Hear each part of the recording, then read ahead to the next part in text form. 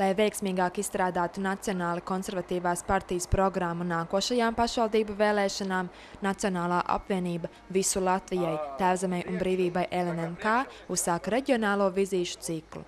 Trešdien 11. jūlijā Nacionālās apvienības biedri pirmajā izbraukuma sēdē tikās Limbažu novadā, Normunda Bomju maiznīcā Lielezers, kur sākumā deputāti iepazinās ar maizes cepšanas tradīcijām. Ar šo reģionālo vizīti Limbažu novadā mēs aizsākam veselu ciklu, kur mēs viesosimies pie zemniekiem, pie uzņēmējiem, lauku sētās, apskatīties, kā viņi strādā, uzzināt no viņiem to, kas nepieciešams, lai vēl veiksmīgāk strādātu, kādas likumdošanas izmaiņas nepieciešams, kā arī mēs, protams, šo vizīšu ietvaros arī noturēsim savu sapulci, Nacionālās apvienības valdes un frakcijas sapulci, kurā mēs izskatīsim mūsu ikdienas jautājumus, kas skar Saeimas darbu, likumprojektus, tādas likumprojektus, ko mēs varam virzīt. Paldies deputātiem, ka viņi ierodās uz ražotni un reāli apskata dabā, kā tas viss notiek. Kaut kā ir pieņēmis Latvijā, ka visi sēž savos krēslos un kaļ lielus plānus, bet patiesībā daudz nezinu, kas notiek ārpus Saeimas ēkām. Mēs parādījām to roku darbu, kas tiešām tā arī ir, cik viņš ir vienkāršs un arī sarežģīts. Parādījām, ka var arī strādāt, var arī krīzes apstākļos strādāt, ar visu to, ka 5 gadus mēs esam krīzes režīmā, jo tas apjoms ir, es domāju, ka lielai daļai Latvijas pārtikas ražotāji ir pakritis. Tieši maizē viņš līdz pusē mums nokrita gan arī izvēle.